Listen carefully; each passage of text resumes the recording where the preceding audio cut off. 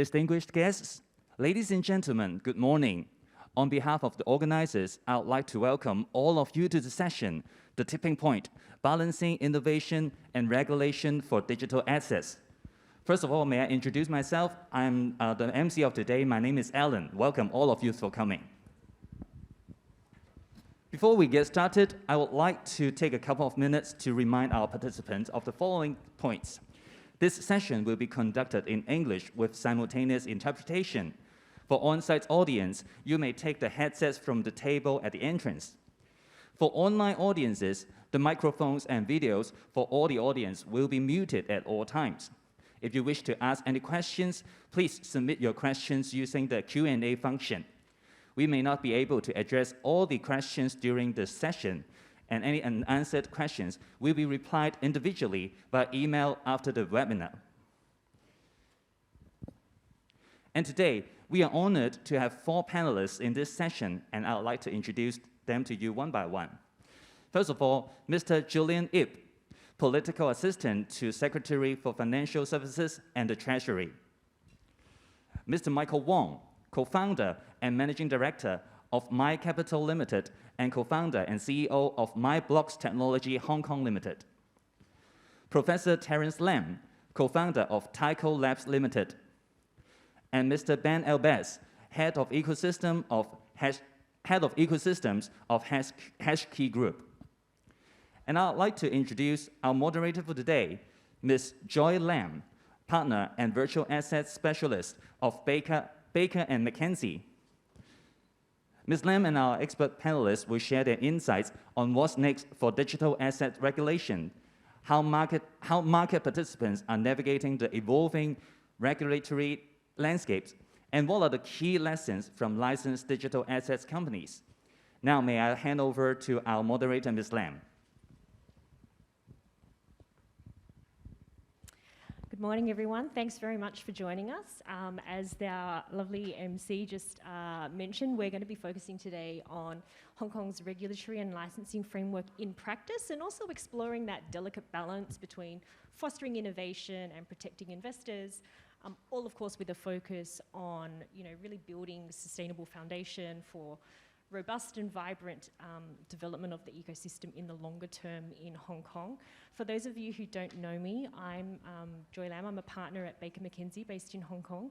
I do a lot of work with clients that are focused on digital assets. So we do a lot of work with clients setting up funds that invest in digital assets, people who are getting licensed in Hong Kong to provide the services and the infrastructure that facilitates the digital ecosystem.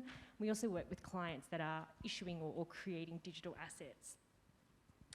So I know that we had sort of a very brief introduction just now of all of our lovely panelists. Julian, can I start with you? Can you just give us a bit of an introduction, of your role and also, how FSTB is really kind of interacting with virtual assets? Thank you, Joy. Hello, everyone. Very glad to be joining this panel here today. So the FSTB at the government, we have 2 major policy portfolios under us. The first one is the financial services. So we take care of the banking sector, the security sector, insurance sectors, and also the retirement fund sector, as well as the accounting professions. We look after the legislative side and also the policy side of these policy portfolios. So as you just now mentioned, there will be a new licensing regime coming up. Actually, our Bureau has already submitted this new VASP licensing regime to the Legislative Council. It's now being scrutinized by our legislators. So that's the major focal point coming to the major connection we have at the FSTB has with the with regards to the virtual assets license regime. And another portfolio that we look after is the tax side, the treasury side. So managing the government's finances, facilitating the finance secretary in delivering his annual budget to the society and to the public. So I'm very glad to be joining this panel today. Thanks, Julian. And Mike, over to you. Can you give us a quick introduction to My Capital and MyBlocks? Sure, thank you, Joy. So My Capital is one of the first licensed asset managers in Hong Kong that focuses in investing into cryptocurrencies, blockchain, and related assets. And we've been licensed since 2018 and currently we're running a few algo-driven hedge funds in the space, in the crypto space, and we're looking to continue to expand that to host different types of strategies and different types of funds as this space grows. MyBlocks, on the other hand, is a technology company. We focus on the development and provision of blockchain-related tech services. So for instance, we were one of the first to tokenize a hedge fund in the name of an STO, if you will. And we've also done a few tokenization projects in and around NFTs and also developing trading technologies. Thanks very much. And Terence, can you talk a little bit about Tyco and what you guys are working on? Sure, thank you. Tyco Lab is a pretty new venture company, just been set up early this year. We are a very international company. First 20 employees already fanned across 13 countries and 4 continents. I myself is in Hong Kong. We are a what we call a general purpose layer 2 technology company, and we're building on top of Ethereum. Our goal is actually to help Ethereum to scale up. We all know that Ethereum is pretty slow in its processing speed and also pretty expensive to do transaction now. And our goal is actually to help them to scale up by at least 1,000 times and make it a lot cheaper to process. Thanks. And Ben, can you give us a bit of an introduction to HashKey and what you guys are working on? Yeah, sure. So thanks. Well, first off, thanks for the invite, and thanks for InvestHK for organizing this event today. A little bit about HashKey. So HashKey is one of Hong Kong's largest licensed digital asset financial companies. So for those of you who know, we received an approval in principle license back in April of this year to run Hong Kong's second licensed virtual asset exchange. We hope to get that up and running over the next few months. In addition to that, HashKey also received an uplifted Type 9 asset management license, which would allow us to manage crypto funds that have up to 100% of crypto assets. We also run a number of technology businesses. So we have we also run one of the largest Web3 infrastructure providers in Asia, which is doing node infrastructure services for proof of stake networks. Like I just mentioned, Ethereum. Ethereum has now moved to a proof of stake mechanism, and our company runs one of the largest node operators for Ethereum 2.0 for that network. So yeah, happy to join the session and share perspectives on the industry in Hong Kong. All right, Mike, we might kick off with you. So congratulations, of course, on securing the SFC approval earlier this year for Bitcoin Plus as well as for the Blockchain Opportunity Fund. I mean, these are very complex investment strategies involving, quant and arbitrage, market making, algo, really by far the most complex investment strategies that we've seen the SFC get comfortable with licensed managers managing in connection with crypto. I know that, in Hong Kong, we obviously have quite a few crypto funds, pure crypto funds, which are managed by unlicensed managers who are choosing to stay outside of the licensing regime. Can you talk to us a little bit about, why you guys chose to be licensed? And I guess, what are the advantages or the benefits that really drove that decision? Sure. So we started back in 2018, and that was just off the heels of the whole kind of explosive growth year in 2017. And we saw a lot of investment products out there related to this space. And many of them were just run by a few software developers or programmers that knew what Bitcoin was and just started their own investment. And we, coming from kind of a traditional space, we thought, we want to build something that can last and be sustainable. And we think a lot of these investment schemes out there could crash and burn. And we want to stay in this game in the long run. And so that was the reason why the first thing we did was we ran to SFC and said, hey, we want to be licensed. We want to do it in a regulated fashion. And I think time has proven that, especially this year, we saw a lot of incidents this year, a lot of some very world-renowned funds and institutions in the crypto space that completely got wiped out. They collapsed and wiped out. and they were not regulated. And the problem was you don't know what kind of risks the investment manager is taking. And for us, because we're licensed, we have to be very mindful about all the risks related to the investment that we're making for our investors. And that kind of forces us to address kind of all the different types of risks that we don't usually see in the traditional assets. Right? When you buy stocks, it's very easy to sign up a brokerage account and you just go and put your money in and you start buying stocks. But when you're investing into crypto or virtual assets, there's a lot more risks at play that are not related to the market. There are operational risks, there are risks about people stealing your Bitcoins, cybersecurity threats, and all of this, any one of these risks can actually completely wipe out your portfolio. So it's about managing those types of risks, and the regulation, and the license really forces us to think through those things and make sure that we offer the best protection to our investors. That's why we're doing it. I see. Okay, so very big focus then on really on risk management and making sure that the investors are comfortable and understand that there is a a proper regulated framework and systems in place for managing that. Yeah, makes sense. So Ben, congratulations to you guys as well on the AIP, and as you mentioned, only the second approval that's been granted so far. So we're definitely very early in the development of what is a quite a nascent market, I think. So for those of you who don't know, the 1 in 7 licenses in Hong Kong, the prerequisite for applying for those is offering at least one security token for trading on the platform. So can you kind of talk to us about what security tokens are and why do people need to know about it? Yeah, sure. So I mean, first off, the 1 in 7, just a few notes on that on the exchange license, right? The 1 in 7 license, I believe, in Hong Kong is actually very, very unique worldwide, because it is it's one of the only licenses that I know of that allows the exchange to both trade security tokens and non-security tokens, right? Cryptocurrencies, utility tokens, whatever you call them. And while at the start, when you looked at that back in 2018, 2019, you might think, oh, it's a bit difficult to be able to do both sides.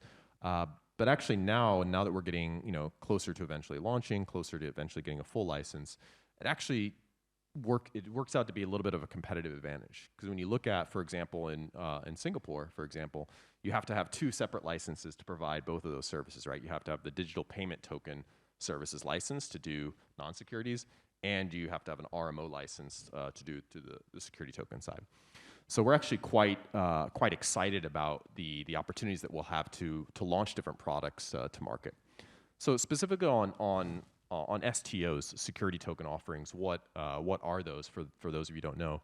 It's essentially a way where you take a security interest, right? Equities, bonds, or anything else that has some type of security characteristics, right? Rights to some type of future income streams, and instead of having paper-based ownership of that interest, you have a tokenized ownership of that. So you have a token that represents your interests in that company, in that bond, in that future income stream, and then you can transfer it, or you can own it, or you can hold it using a digital wallet, or you can using a personal digital wallet, or using a digital wallet that's custodied by an exchange like us.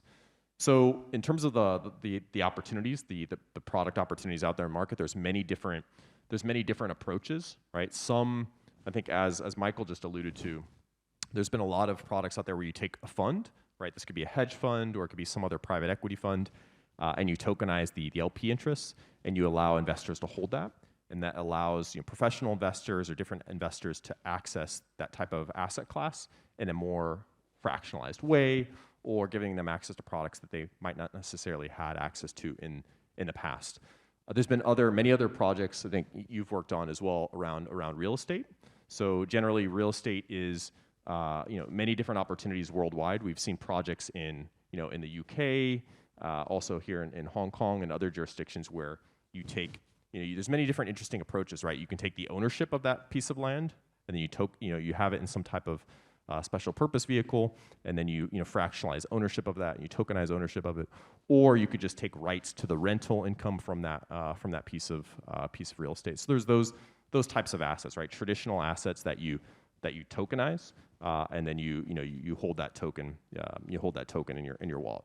I think there's another type of product out there another type of security token out there that we're actually really interested in, and we think it really leverages a lot of the opportunities in Web3 and blockchain. It leverages a lot of the capabilities of Web3 and blockchain, which are security tokens that somehow are allowing users to verify the revenue or the business operations of the underlying asset using on-blockchain data. So there's many different approaches to that. So if you look at for example, some real estate projects are looking at doing that. There's other examples of Web3 tech companies, another space that we're really interested in. Web3 technology development companies who might be deriving a large portion of their revenue from blockchain-related transactions, and instead of issuing a utility token or something like that, they might want to tokenize the equity in their tech development company. And instead of having to verify their revenue through a lot of different intensive paper-based operations, it could be very easy for token holders to verify the revenue of that company looking at the data that's on blockchain. So I think that to us, those types of assets are really interesting to us, where for a long time people have been interested about blockchain because it brings transparency and it reduces the cost of verification of certain things that you normally audit. And those types of assets, those types of business models where a certain portion of the revenue can be verified on blockchain, we think brings a whole new level of value to these types of security token assets. Interesting. I mean, definitely the transparency is certainly something that a lot of people do focus on, given the opacity of the way some of the traditional legacy systems work. So that makes sense. So you mentioned that you think there's a real competitive advantage for being licensed in Hong Kong with the 1 and 7, because it gives you that flexibility to trade the security tokens as well as the crypto non-security tokens. Is that kind of the driving factor, I guess, behind HashKey's decision to go for the 1 and 7 in Hong Kong? And do you have any sort of insights to share about that licensing process that you've been going through? Yeah, no, I think from my perspective, right, from my personal perspective, right, I think 2018 is when I joined HashKey about 4.5 years ago, very, very early days, small little office. We've grown a little bit since then. But I think when you looked at, it was very, very interesting. 2018, 2019 is when Hong Kong really started to look in detail about setting up the licensing framework. That was a very pivotal time in the industry, because 2017, 2018, you had a lot of scam projects, and that was the wave of ICOs, and then the US SEC came out and cracked down on a lot of unregulated and unlicensed players. So I think in those days, HashKey was kind of set up in 2018. Just during that change of the industry. So when we looked at how might you set up a business in this new future regulatory environment, from day one we knew that applying for a license and having a clear regulatory framework was very, very important to actually building a sustainable business in this space. And I think what's been good about HashKey is from our chairman's perspective, is we believed in the vision of what blockchain technology can do for financial services and can do for different consumer applications and the Web3 consumer creator economy. So from that perspective, if you take a long-term view on the industry and you're setting up a financial company to serve that industry, you want to make sure that your regulatory framework is clear and allows you to be sustainable. So I think we're aligned in the value proposition of that regulatory framework from day one. I think when we looked at when you compare the Hong Kong to Singapore approach, it's actually, when you compare the Hong Kong regulatory framework, the growth or the development of the Hong Kong regulatory framework to the growth of the Singaporean regulatory framework is kind of interesting. Singapore got off the ground a little bit more quickly with the DPT services framework, but I think they've tended to kind of modify things on the go over the past few years. I think what's been good from our perspective, from my perspective about the Hong Kong regulatory framework is like from day one, it's been very, very clear. Obviously, some industry participants may thought that, some things had to be changed, but, Hong Kong's taken a very, a very, very active approach and try to look at how to update the framework over the past, over the past 6 to 7 months, everything that, Julian and the team is working on. So I think, yeah, we're also, we're looking at kind of how the regulations are developing worldwide. But I think based on, our headquarters are here in Hong Kong, and the clarity around what you have to do as an exchange is very clear in this regulatory framework. We hope that certain things can be, can kind of be improved over time. But from day one, I think 2018, we were very excited to see, the ability to have a clear regulatory framework here, and we just, like I think as Michael said as well, kind of jumped on the opportunity. Okay, I mean, I think that's a pretty consistent theme that we, or consistent feedback, I guess, that we hear from quite a lot of our clients who opt to be licensed. They really like the regulatory clarity, and for anyone who was listening to the earlier panel moderated by King just now, I mean, there certainly was some discussion around, revision of some of the restrictions and easing that to give businesses a little bit more opportunity. So I think Julian and his team have got your back there, Ben. So Mike, coming back to you, I mean, so we've obviously talked a little bit or touched on tokenizing the interest in the Bitcoin Plus fund, and you guys obviously have MyBlocks, which is focused on tokenization. So I guess we could say that you're bullish on tokenization in the longer term. Talk to us about why you decided to tokenize the interest in the Bitcoin Plus fund, and how do you see the STO market developing? Yeah, I mean, to be honest, when we did this 2-3 years ago, I think it was more a proof of concept, just to show that, obviously we're very bullish on the application of blockchain and the aspect of tokenization. And so we thought, hey, we can take something that's a real world value and turn that into a virtual asset. And so we decided to give it a try. And since we were licensed and we have the technology, so we decided to take a hedge fund managed under My Capital and then tokenize the fund units of the fund. And we've completed the whole process. We were actually, I think we were global's first tokenized hedge fund. And it was an interesting exercise, and frankly, I think we were a little bit too early for doing it. The ecosystem just wasn't ready at the time. There weren't licensed exchanges like we have now. And just, people just weren't as interested in security tokens at the time. But I think it was a good exercise. We know how it works. We know how it works.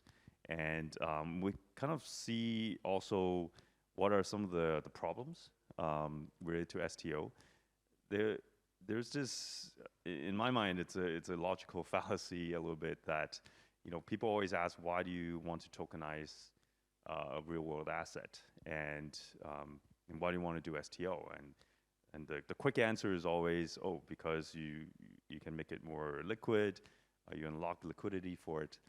But then the problem with that is the liquidity comes ultimately because investors and buyers wants to buy that asset.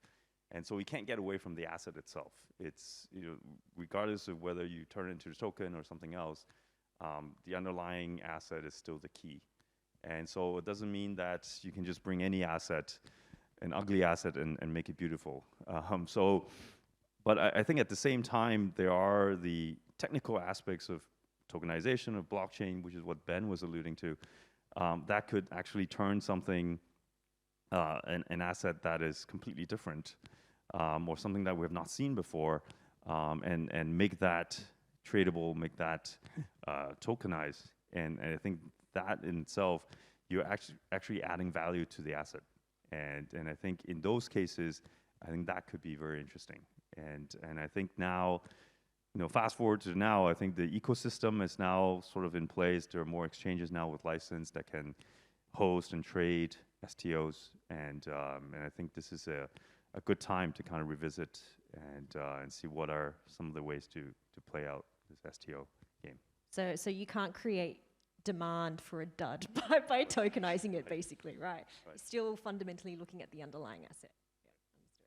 So Ben, back to you. I mean, how does HashKey see the STO market developing in Hong Kong? Are there any particular asset classes that you think are, perhaps more ripe for tokenization?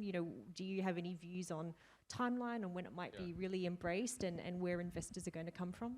Yeah, no, I think Michael hit the nail on the head there, which is, if you look at what a security token is, essentially what it is it's a tokenized asset, right? So it's important that buyers or investors actually want to buy that asset and hold that asset. So if the asset is strong, if there's something unique some type of unique value proposition that you've added to it because of the technology, people want to buy it, and then more people want to buy it, and that'll create demand for secondary liquidity. So there's two parts of it. One is making sure that you're identifying the right asset and the right product, that it makes sense in terms of what the market wants. And then the second is, okay, once you have found that, there have to be regulated trading venues for that. So it's almost like it's a chicken and egg problem, right? On the exchange side, people don't necessarily want to get into that market until the assets are strong enough.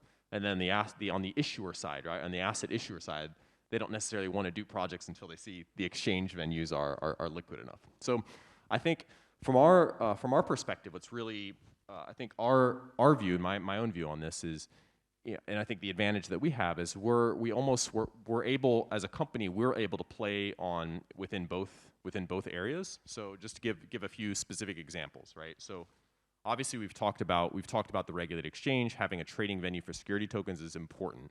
Now, how do you actually think about which assets to issue? How do you work with issuers? What are interesting projects? So there was a project, I think earlier. There was a project that I was an advisor on last year. Some of you may have known there's a project in collaboration between the HKMA and BIS, where we're trying to experiment with tokenized green bonds, in which the data from the underlying project could be gathered by IoT devices and then verified in real time. So just to take you through an example of how that kind of works, imagine if you buy a bond or you're holding a bond in which the proceeds from that offering are intended to be used to fund projects with like positive environmental impact, right? So maybe it's a project to fund the retrofit of an existing property to have renewable energy production, solar panels and things like that. So that's the intent of you buying this bond instrument. Now, the tricky thing is, from the ESG and like greenwashing angle is, well, how are you actually, as the bondholder, how are you actually ensuring in real time that the environmental impact has actually been created? In the traditional way of doing it, right? There's always a status quo. Like the status quo approach of doing it is you hire external auditors who are able to do field audits and kind of verify in real time, and you have third-party certification authorities. But all of that creates a lot of expenses, right? The cost of verification tends to be quite high. And when we looked at this, part of this project, right, it's called Project Genesis. You can look it up. It's quite an interesting thing. I think now it's in its second phase. But actually, in the first phase, right, there was some great research done by HSBC on this topic to look at, for the normal, ESG bond origination process, what percentage of the verification costs or the audit costs could be reduced from tokenization or using blockchain and IoT verification. It was quite a high amount. I think it was I can't remember the specific numbers, but I think it was at least like 70 to 80% of the cost of verification. Those are millions of dollars. Could be saved if you're utilizing IoT data and blockchain for verification purposes. So when you think about from the perspective of like an investor or buyer, right? Okay, if you're an ESG fund and you're already buying these types of assets, what would encourage you to want to buy a security token that is tokenizing these types of assets? And what would encourage you to like go on to trading venues to buy those? Well, there has to be some type of advantage. So if you're able to, through the use of technology, reduce the costs of servicing that asset, maybe what you get is you're able to provide lower management fees, right? Or you're able to provide lower expense ratios for that specific investment product. So I think some of these things are very, very interesting to us. Some of these types of examples where you're able to utilize blockchain to kind of tokenize the asset, make it more transferable, make it more liquid. There's that part. But then you're also using blockchain to record in real time the operational data from that underlying business. And as the token holder, if that real-time operational data is recorded on blockchain, it's publicly verifiable, and anyone with the right tools can kind of go and check, okay, there was X amount of revenue generated, I can see it immediately. There's Y amount of renewable energy created, I can see that immediately. So those types of new types of value propositions for embedded into investment products, we think will be game changers. Now, I mean, that said, still a little bit away from that, right? It's not something you can, flick a switch or wave a magic wand and a product like that comes together. It's going to take a little bit of time, but I personally think over the next 6 to 12 months, we should start to see those types of products hitting the market, maybe in different pilot forms. In the meantime, I think what we are experimenting with and looking at a little bit more would be kind of tokenized funds or hedge funds or crypto funds that are allowing investors to get access or exposure to the industry, and in a familiar type of investment vehicle structure. Okay, makes sense, and I think pretty consistent as well with what we're seeing in terms of our clients and contacts within the ecosystem who are exploring tokenization, whether it's of funds or assets. But a really interesting point that it's not just about the secondary market liquidity, which is meant to be there in time once we get everything in place. Okay, so switching gears a little bit, Terence, can you, I mean, obviously, I know you guys are building this sort of layer 2 scaling solution that's going to work on top of Ethereum. And there has been quite a bit of discussion recently in the cryptoverse about layer 2 scaling solutions, and I think Vitalik himself has also kind of penned some articles or commentary on it. Can you talk to us a little bit about what layer 2s are, and I mean who is going to be using them, or who is using them now? What is really the use case for these? Sure.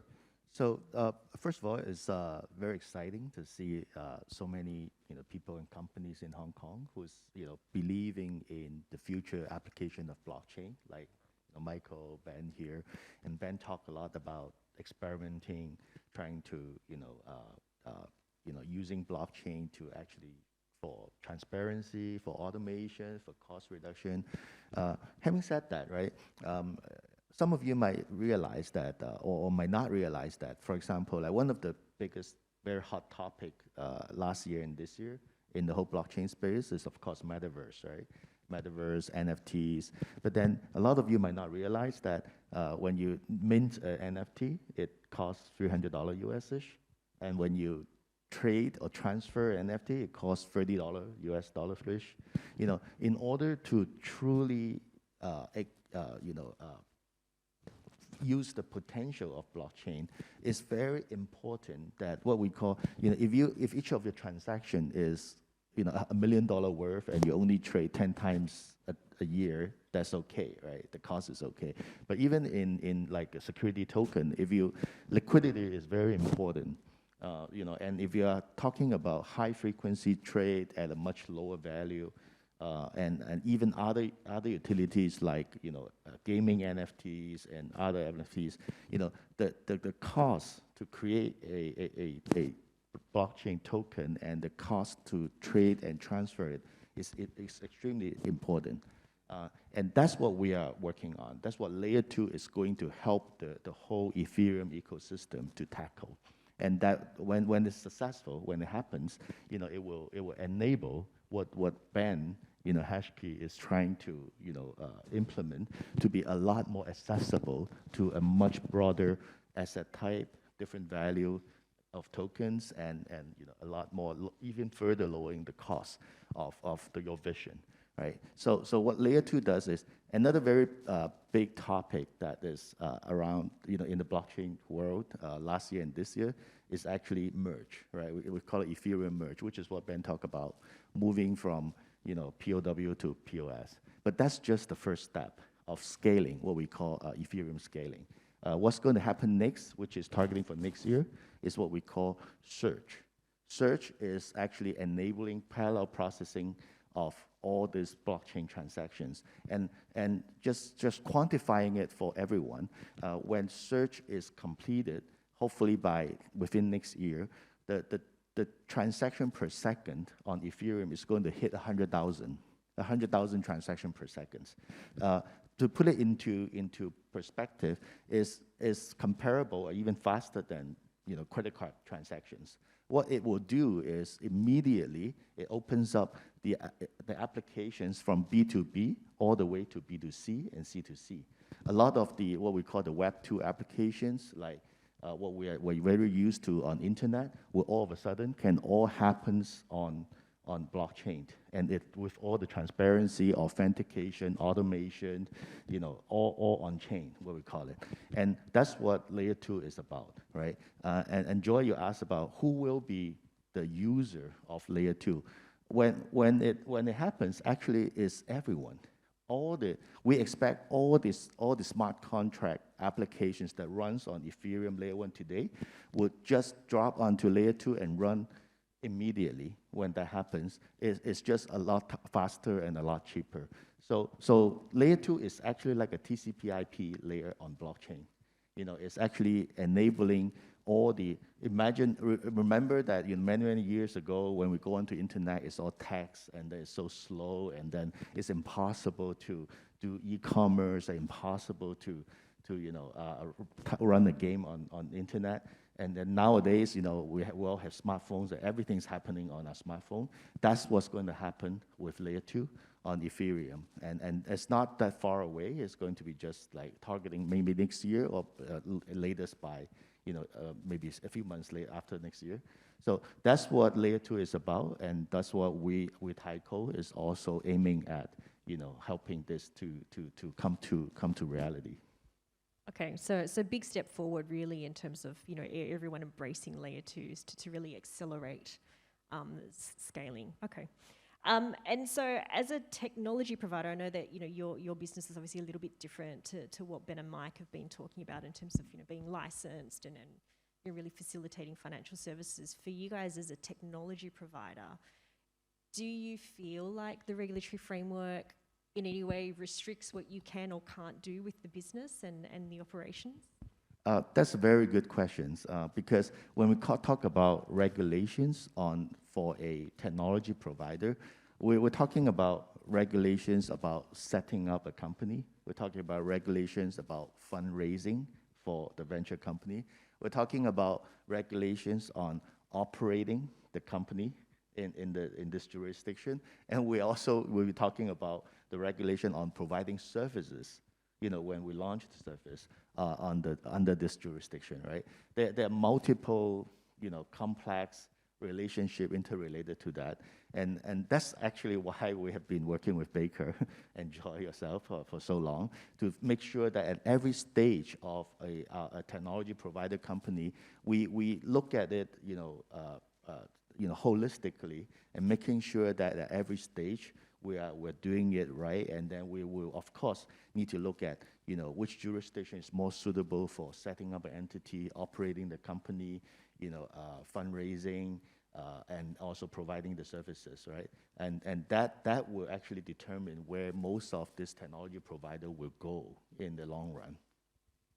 Yeah. I mean, I think fundraising is definitely a very hot topic, and I know there was some discussion in the earlier panel about Hong Kong really being a centre for startups, and obviously fundraising, the ability to fundraise effectively is going to be key to Hong Kong being able to maintain that kind of status and continue to attract the leading startups that we really want from here.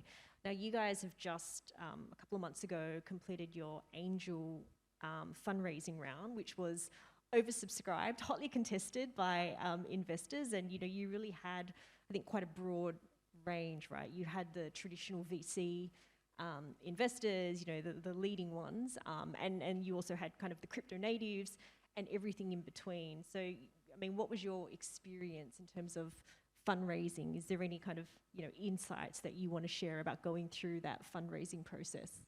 Sure. So first of all, we are very lucky, and we are a little bit surprised that overall people see this as a very bearish market for the blockchain space. But then it seems like the appetite for true innovation and infrastructure, layer kind of new venture is still there, and it's actually much stronger than we would have expected. As you have, mentioned, that we are actually luckily oversubscribed, and also when we were doing fundraising, we also think a lot about who we can fundraise from, right? Institutions, VCs, crypto funds, high net worth individuals, family offices. There's many different considerations in it. Fundraising is not just about getting the money that we need, about operating a company. It's about what the investor can bring to the ecosystem, to our future growth, to the impact to the market, to their portfolio company. For example, all VCs and token funds have their portfolio, and it will create a lot of what we call networking effect, as we go through different stage of our company development. So I think, the insight that we have so far is that, the appetite is definitely there. People thinks that, even though on the surface, it seems to be very bearish, but the stage where blockchain will come to everyone's, everyday life is just around the corner. And there is very active and strong interest on it. I do observe that, for example, we fundraise globally, right? And then the VC funds from Hong Kong, let's say, for example, seems to be a bit more focusing on the application layer, not so much on infrastructure layer, and all as a comparison, more of the global VCs. They have a better appetite for the longer term, the more infrastructure, the more technology-driven kind of ventures. So and also we realize that there's for all the global VCs, they seem to all have a office in Singapore. I just came back from Singapore, and I hope that we can see them also opening up a branch in Hong Kong, and then and also mix all the fundraising, and maybe their fundraising can also be a business that Type 1 and 7 license platform can help to do. That will actually create another networking effect with given what Hong Kong government Invest Hong Kong is trying to bring to the space. So notwithstanding the crypto winter, definitely still a lot of interest from VC and other investors, particularly in the application layer you've mentioned. And still an opportunity for us here in Hong Kong to really kind of, bring the focus and the drive back to Hong Kong a little bit as we slowly start to open up. Yeah, interesting. Okay, so Julian, over to you. Obviously, a lot's happened this year. I mean, I know, in terms of the regulatory framework, we've got the new VASP regime coming in. There's been a consultation around stablecoins. There's a lot of discussion, which was hinted at this morning, I guess, in terms of, perhaps relaxing, or not necessarily relaxing, but broadening the scope of clients that licensed intermediaries can be servicing in connection with digital assets. And all of this happening against the backdrop of very tumultuous events, which really triggered the crypto winter earlier this year. How does the FSTB see virtual assets and that kind of activity in Hong Kong? I think we definitely want to embrace the new technologies coming out from the global community for virtual assets participants. And first of all, we recognize this asset class is here to stay. Interest from global investors, financial institutions are growing, and it's not going away. That's point number one. Point number two is we think a lot of financial innovations will come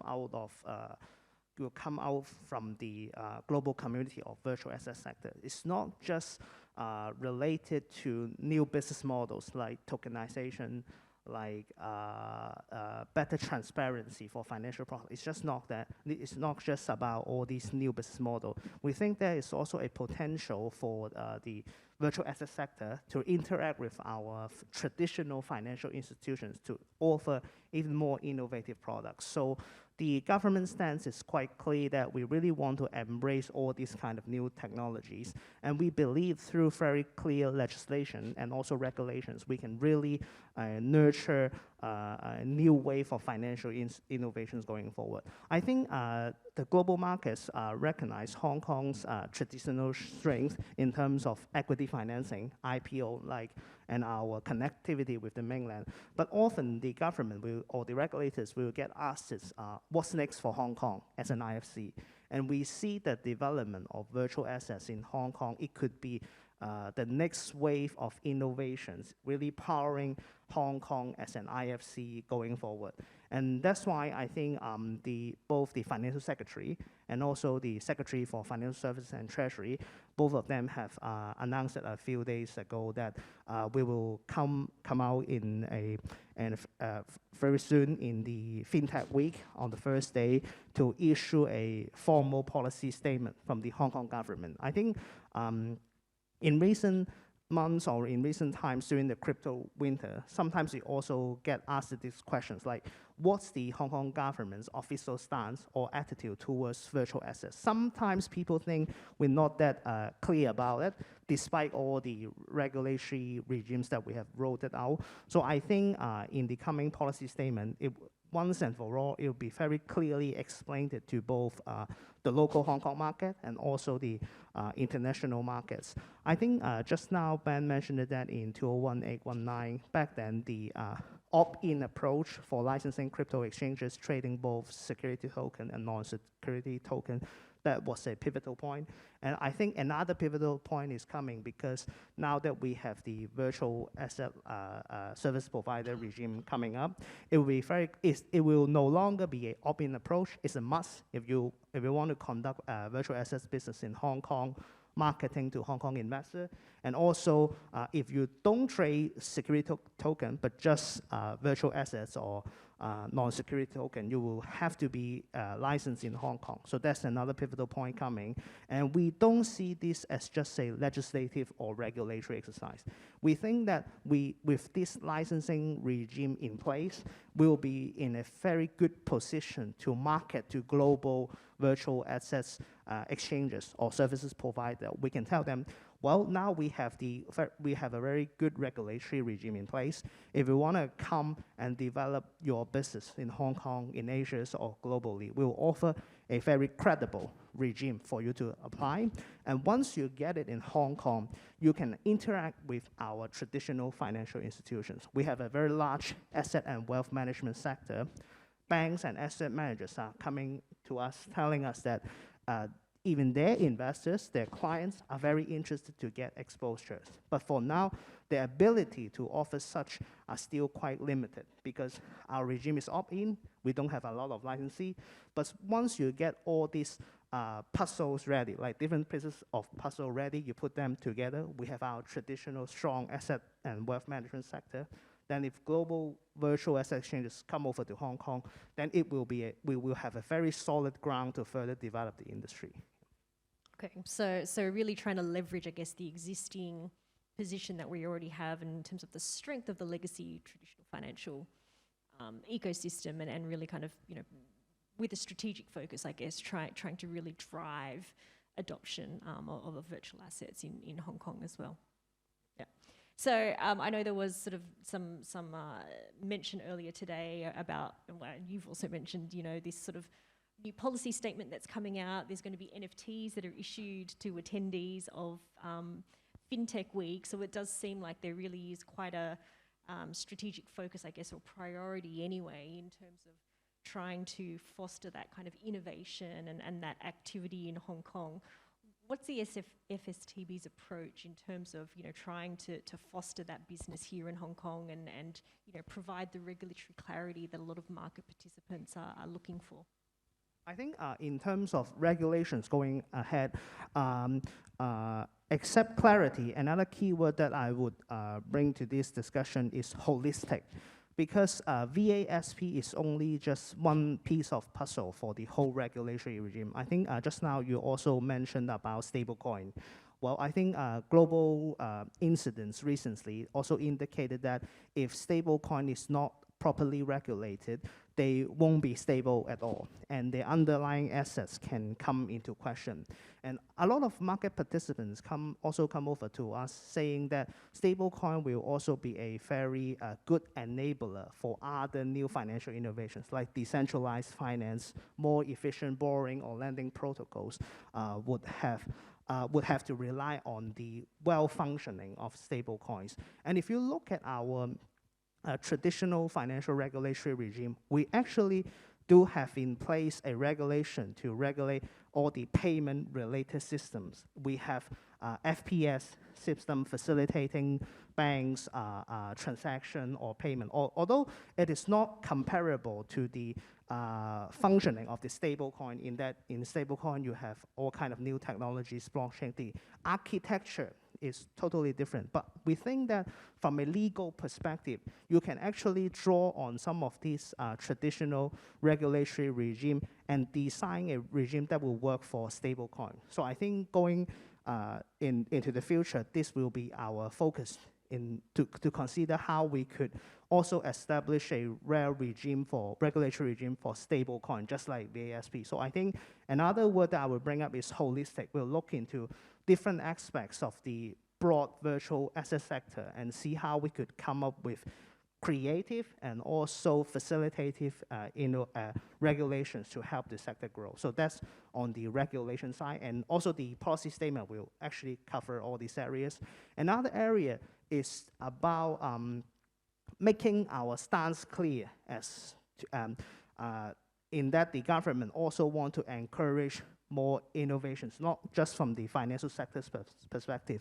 I think just now you mentioned that we, the government, together with the Invest Hong Kong this year for the FinTech Week, we will also come out to issue NFT. Well, the reason why we are doing this is that we think action speaks louder than words. Of course, we could explain a lot of our philosophies behind, but we think we will be more interesting and engaging to actually come out and issue an NFT. And I think the government position this also as a proof of concept project on our part. So what we are doing is we aim to issue 2,000 NFT for FinTech Week participants. When they come physically, they can scan a QR code with an application. They can get the NFT specifically for the FinTech Week. It costs zero gas fee. We want to minimize the cost. And also, it is quite user or beginner friendly. So let's say if you already have a crypto wallet, you can store that NFT in your crypto wallet. But if you are new, you don't have a crypto wallet yet, you know nothing about virtual asset, you can still get the NFT through an email address. It would be stored as an NFT 2B. Later on, if you have that crypto wallet, you can transfer that NFT into your crypto wallet. So you see that we want to make it as user-friendly as possible. And finally, we want to explore the real use case behind this NFT. And that's why for the NFT holders, we will actually offer them with a lot of benefits related to FinTech development in Hong Kong. Say, in the next year, you will be entitled to special discount for FinTech Week tickets. For other FinTech Week events that will be organized by Invest Hong Kong or the government ourselves, you will get exclusive early registration because you are a big fan of our FinTech Club. And finally, you will also be entitled to a AR avatar creation experience physically in the FinTech Week. So there will be a big machine scanning your body and face, then you will create an avatar for yourself. So we're really trying to see how we could use NFT as a better engagement tool to engage our participants. So what the reason, coming back to the overall theme, we want to try to do it to illustrate to the society and to the market that the government is really open to adopting these kind of new technologies, and we want to see this kind of new innovations to thrive in Hong Kong. Interesting.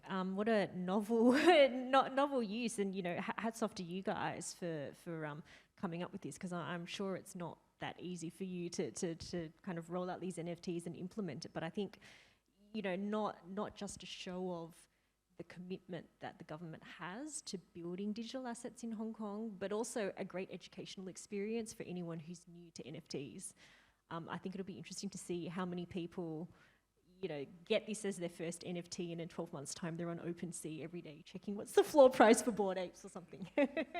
So Ben, coming back to you now. You mentioned before Singapore, and that you're keeping, I guess, a bit of a watch or a watching brief in terms of the regulatory developments in other jurisdictions.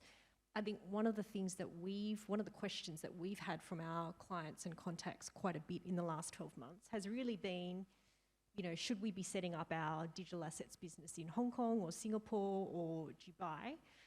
I think it's quite interesting that at the moment we're really seeing a bit of divergence in terms of, Hong Kong trying to give people more access to, open up the business opportunities. And, in Singapore, I think we've seen the regulator kind of going in the opposite direction and really taking a bit of a more hardline stance with it.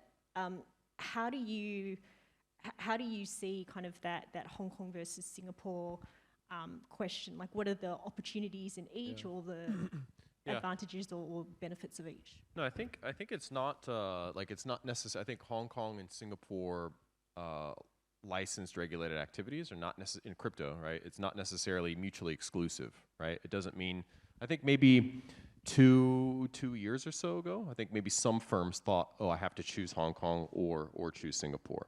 And I think 2 or 3 years ago, probably a lot of some firms made that choice, moved to Singapore, and they had certain expectations about what that license would allow them to do. And I think just based on what's happened in the industry, I think the MAS has decided to kind of clamping down a little bit, specifically around marketing to retail investors and things like that. It's quite clear that there are restrictions from the MAS in terms of how you can promote and market to retail investors locally in Singapore. I think the way I look at it is, if you're regulated in Hong Kong, if you're licensed in Hong Kong, obviously you can serve Hong Kong users and Hong Kong investors, professional investors. But if you want to go regionally and serve other jurisdictions, chances are it's a good practice to also be locally licensed, right? So it really depends on what how you want to expand into those regions and how you want to expand into the market. I think Singapore as an expansion point for us as a Hong Kong company, as an expansion point, a really good ecosystem of different funds there and traders and the ecosystem around that. So I think as you look at that, right, it's a natural, if you want to serve that local market and what you're doing as a regulated activity, then you probably should be licensed in that market. So I think that's the approach that we've taken. We also have a license in Japan. So we're licensed by the JVCEA, which is the Japan Virtual Currency Exchange Association, which is kind of the self-regulatory organization under the JFSA.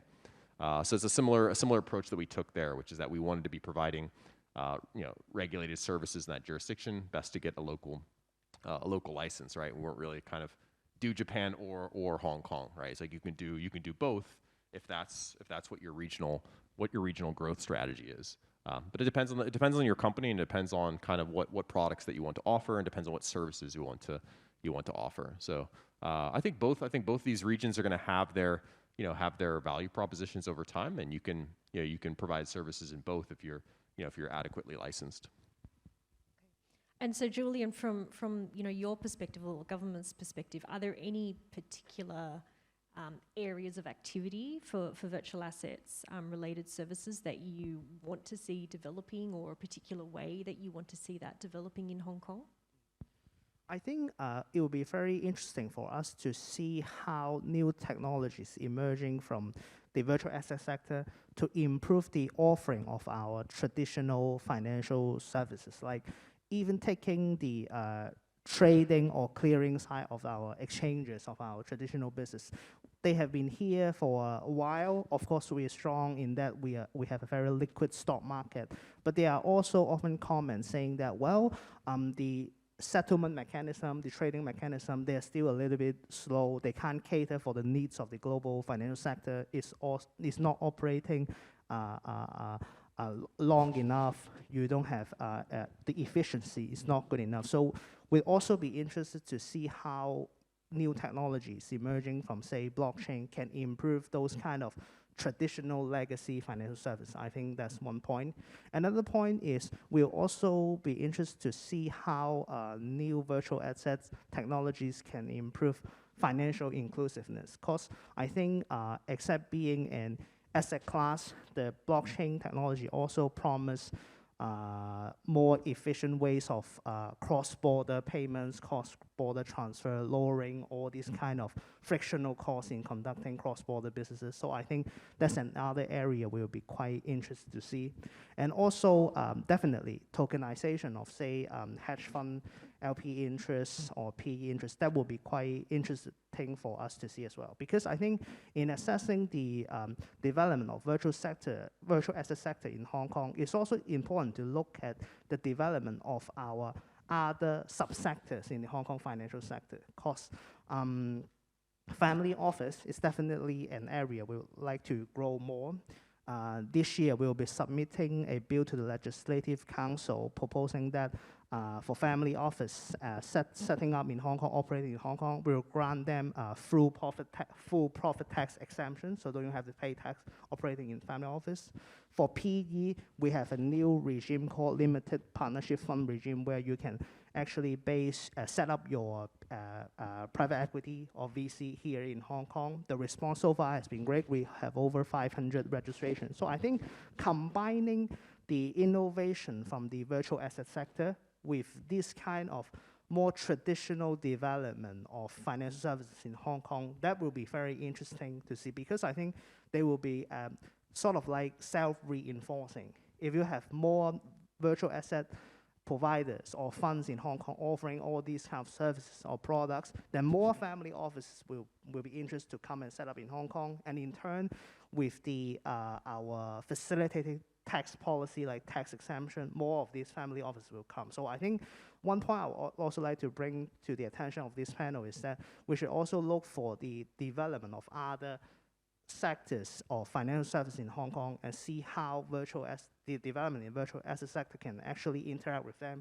and be sort of like self-reinforcing for all this development. So we want real integration, right? We don't want to have sort of virtual assets operating as a little silo and then all the sort of traditional legacy systems being left behind. Yeah, makes sense. So we're almost out of time. Quick final closing thoughts. Mike, what do you think are the key opportunities really in Hong Kong in terms of digital assets?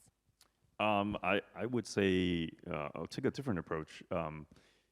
Terence mentioned about layer 2, how we saw blockchain has evolved from, starting from layer 1 and now going to layer 2. I think for financial services with virtual asset also is evolving. I think Hong Kong now, with the regulatory regime being set up for VASPs, et cetera, exchanges, custodians now in place, I think what's exciting as the next step is the more complex products that gets built on top. So we're talking about, if we look at traditional finance, there's derivatives, there's complex products, there's all these things that, just DeFi, et cetera, that I think is a next area of opportunity for Hong Kong to take a kind of a leadership position in driving forward. What does that mean in terms of regulatory concerns? What does that mean in terms of, like you said, combining with traditional finance, how they play together, and taking kind of a leap forward in providing more kind of enriched or enhanced services for the crypto space. And I think Hong Kong actually has the talent, has all the resources to do that. So I think we're naturally in a very good position to take advantage. Thanks. Terence, any final closing thoughts? What do you think are the key opportunities in Hong Kong for virtual assets? I'm excited to hear what Julian has to share. It seems like during FinTech Week, we have a lot to look forward to. I like the approach of looking at the whole value chain from end to end, because it's not really, the regulatory framework really have to be friendly for the future mega companies to want to come and build and grow here. Hong Kong being a traditional, very successful international financial center, the equity market, the liquidity of the market, and the banking system are all like world class. For the blockchain space, Hong Kong already has created multi-billion valuation, metaverse, NFT, company. We believe, for example, layer 2, there will be $1 trillion company that's been created, will be created. These blockchain company, the interesting thing is, most of them probably will never be listed, will never go IPO, right? They will be using a very different ecosystem. Like, for example, VC will participate, the utility token that to use the network would be traded on platforms. So, I'm excited to see where Hong Kong government and Invest Hong Kong is going forward. I think, if Hong Kong can continue to make this whole ecosystem experience for big companies to want to grow and settle and here and trade here in the future, especially from the capital market, from the user market, etc., that will be very important. One closing remark, for example, it's still extremely hard for any crypto-related venture company to try to open up a bank account in Hong Kong, for example. Not that there's any regulation against it, but banks are not encouraged to do it because of the potential, unclarity, right? So for example, these are small things that I believe can be done. And then, because for most of the blockchain companies still need to pay salary, pay for blockchain services, pay for rent, and Hong Kong has a great potential with our infrastructure, and with a friendly regulatory framework, this hopefully, we will continue to be the international financial center for the blockchain era. So regulatory clarity, but also perhaps trying to smooth out some of those additional areas where there's a little bit of friction for companies that are wanting to come to Hong Kong to really operate those businesses. Yeah. And Ben, just very quickly, any final closing thoughts, key opportunities on virtual assets in Hong Kong? Yeah, no, I think as we look ahead, it's almost the end of 2022. You look to 2023. I think 2023 is going to be an interesting year for a number of different reasons. But I think what's most interesting to me looking ahead is what I think digital assets and virtual assets essentially are very, very interesting new types of financial assets and also new types of consumer assets, right? It's a form of digital ownership of a financial instrument. It's also a form of digital ownership over a payment tool. It's also a form of digital ownership over property rights, like everything around IP and NFTs and all these different things. So I think the only thing that's happened over the past 2 or 3 years is with a lack of regulatory clarity. Sometimes there can be bad players in this market, but I think as governments worldwide, including Hong Kong, tend to understand how these technologies work more and more, they will be able to create better protections for normal users on the street, which will allow a better environment for a lot of these technologies and products to grow and thrive and actually reach the mainstream. So I think that's what's exciting to me looking ahead. All right, well, thanks very much to all of our panelists for joining us today and sharing their thoughts. We are out of time, but I think if anyone in the audience has any questions or wants to discuss further, I'm sure that the panelists will be very happy to engage in a discussion. So please do feel free to come up to us afterwards. Thank you very much. Thank you, Ms. Lam and the expert panelists. Please give a big round of applause to them. Thank you very much. Ladies and gentlemen, the session has now come to an end. We hope it has been a fruitful morning for everybody. If you require any further information, please feel free to contact the team of Invest Hong Kong. Thank you once again for all our distinguished guests and speakers for their insight and all our participants for joining us today. We have other fabulous programs in this afternoon, and we'll see you after lunch. Thank you very much.